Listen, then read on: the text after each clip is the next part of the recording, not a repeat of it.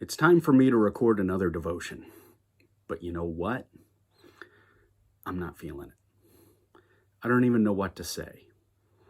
I've got so many thoughts, so many ideas banging around in my head, but none are gelling.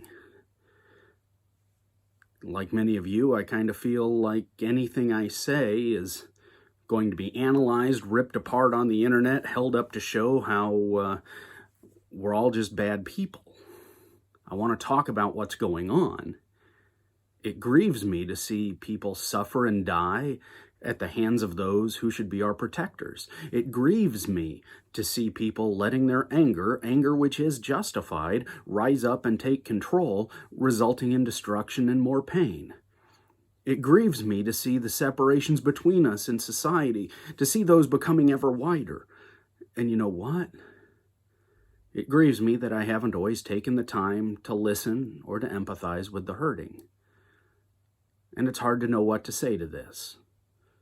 There's no simple set of words that's going to help. I can't say that I understand how a significant portion of our community feels because I don't. I haven't lived their lives. I don't have their experiences. And I can't say that this or that will bring quick peace because I don't think there's a quick fix to our society.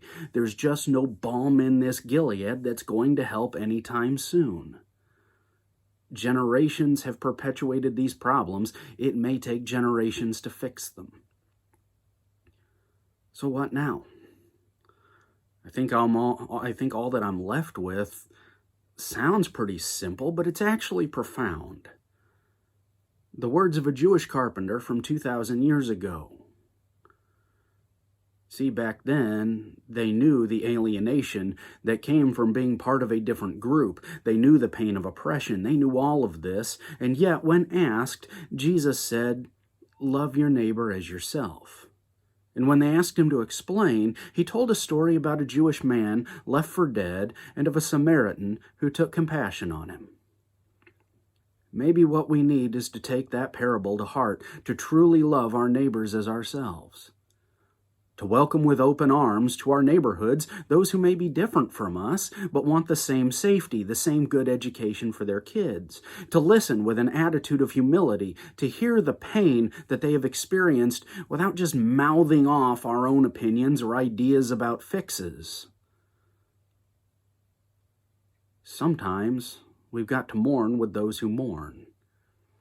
And by taking little steps and reaching out when we're tempted to withdraw, maybe we can be a little piece of the change that is needed.